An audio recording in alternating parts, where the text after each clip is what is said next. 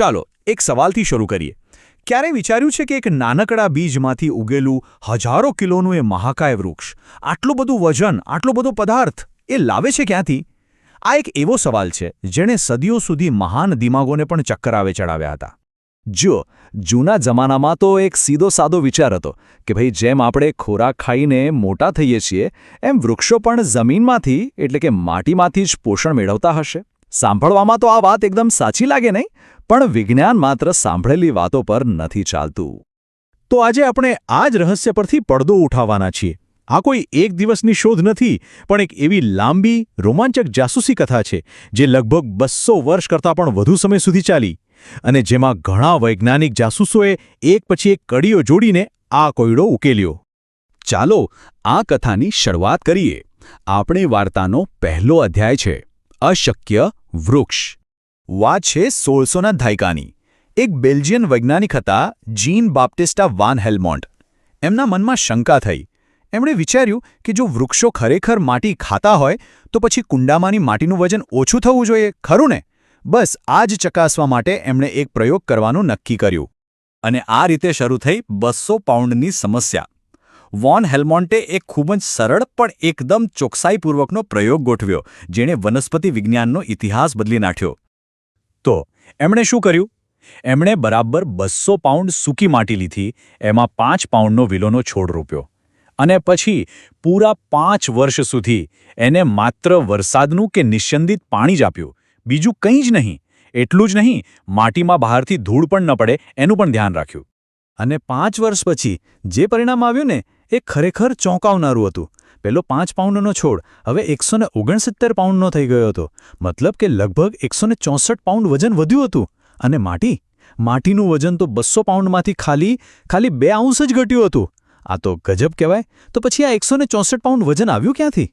Van હેલ્મોન્ટ પોતે પણ આશ્ચર્યમાં પડી ગયા. એમણે તારણ કાઢ્યું કે આ બધું જ વજન ફક્ત અને ફક્ત પાણીમાંથી આવ્યું છે, માટીમાંથી નહીં.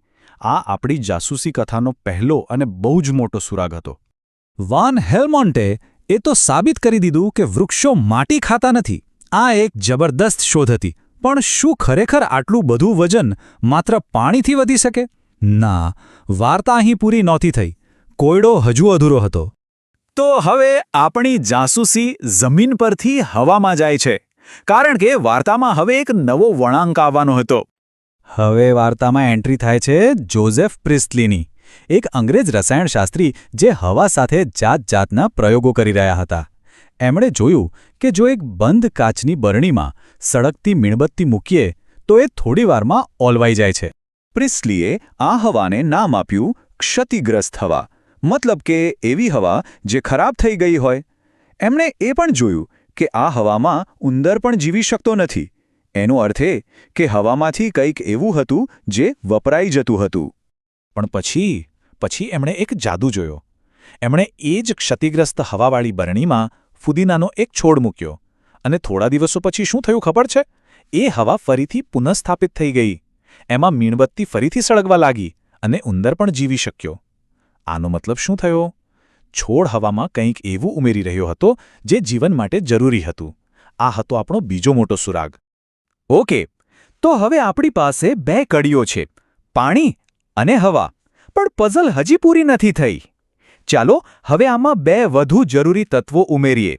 જાન ઇન્જિનહોઝ નામના વૈજ્ઞાનિકે પ્રિસ્ટલીના પ્રયોગોને એક ડગલું આગળ વધાર્યા.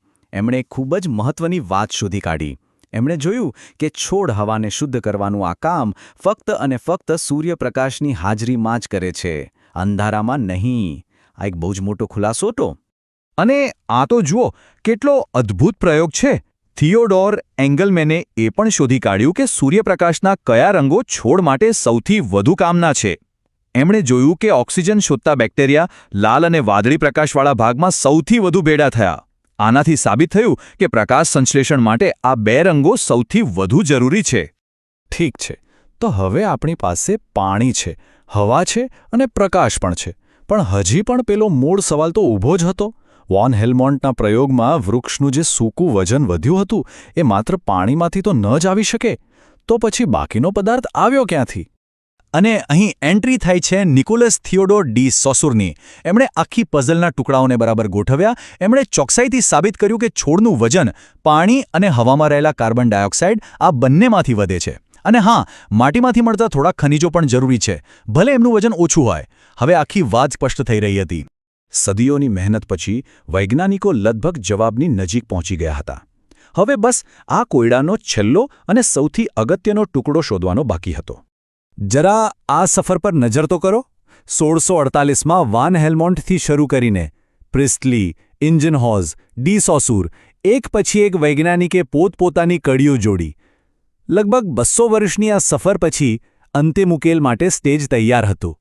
અને આશ્ચર્યની વાત એ છે કે આ છેલ્લી અને સૌથી મહત્વની કડી છોડમાંથી નહીં પણ બેક્ટેરિયાના અભ્યાસમાંથી મળી. સી.બી. વાન નીલ નામના વૈજ્ઞાનિકે કંઈક એવું શોધી કાઢ્યું જેણે આખી રમત જ બદલી નાખી.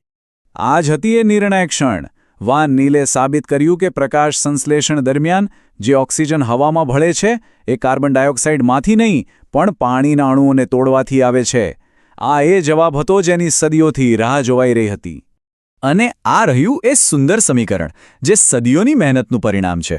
હવામાંથી કાર્બન ડાયોક્સાઇડ, જમીનમાંથી પાણી અને સૂર્યની ઊર્જા, આ 3 વસ્તુઓ મળીને બનાવે છે જીવનનો ખોરાક એટલે કે ગ્લુકોઝ, અને સાથે સાથે પ્રાણવાયુ ઓક્સિજન.